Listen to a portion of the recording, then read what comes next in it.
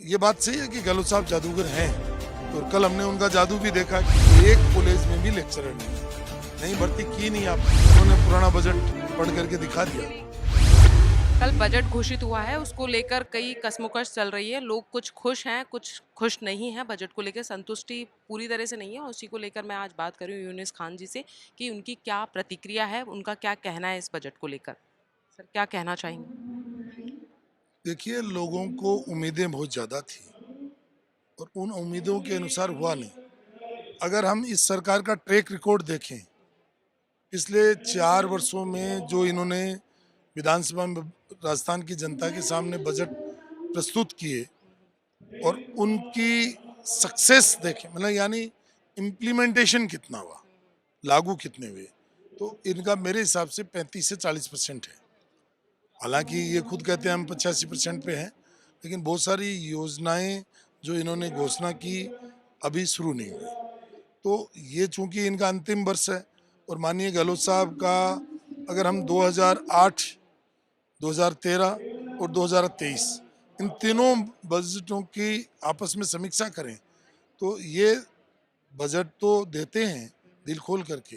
अब 1 लाख करोड़ रुपए ऐसे हैं इस बजट में, 3,99,000 में से जो आएंगे कहाँ इनको ही पता नहीं, क्योंकि इनकी जो ऋण लेने की क्षमता है वो भी लिमिटेड है।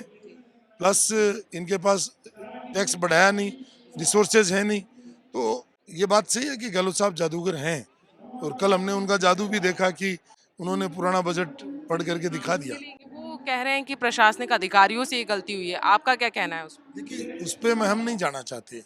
मतलब बहुत बड़ी जो चूक हुई है, ये कोई क्षमा योग्य नहीं है। उस पर नहीं जाएंगे क्योंकि एक चूक हो गई, उस पर ज़्यादा चर्चा करने के बजाय ये है कि राजस्थान की जनता को क्या मिला, इम्पोर्टेंट ये इशू है। लेकिन मतलब इससे 8 करोड़ लोगों को कोई लेना देना नहीं है। उनका लेना देना है कि उनको फायदा क्या होगा, उनको राजस्थान क्या नए रोजगार के अवसर सर्जित होंगे। एक, जब तक नए रोजगार के अवसर सर्जित नहीं होंगे, शिक्षा में सुधार नहीं होगा। मैं गहलोत साहब को इस बात के लिए तो धन्यवाद देता हूँ, उन्होंने 3 घंटे और आगे क्या जितने मिनट थे प्रस्तुतिकरण बहुत बहुत शानदार रहा। दिया, लेकिन उसका परिणाम मुझे आता दिख नहीं रहा है। क्योंकि क्योंकि इन्होंने पहले वाले ही सारे हैं उसी को लेकर बात की, कुछ नया कुछ नहीं किया।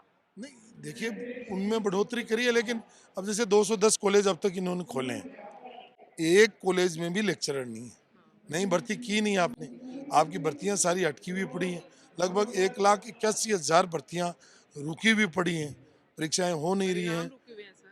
परिणाम रुके हुए हैं, इंटरव्यू नहीं हो रहे हैं, पेपर लीक हो रहे हैं, आपकी गैंगवॉर प्रशासनिक हो रहा है। क्षमता बहुत कमजोर है।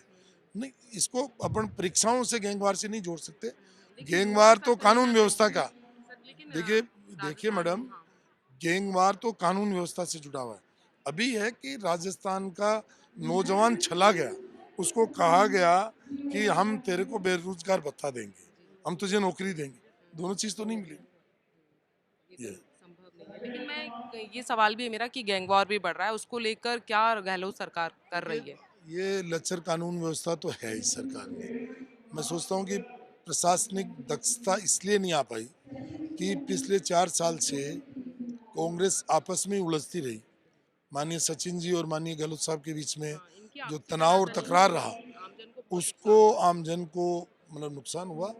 और मुझे उम्मीद है कि अब 10 महीने बाद नई सरकार आएगी तो वो निश्चित रूप से मतलब राजस्थान के युवाओं को उनकी अपेक्षा के अनुसार काम करेगी। नई सरकार क्या कुछ नया करने वाली है? उसको लेकर आपकी क्या तैयारियां हैं?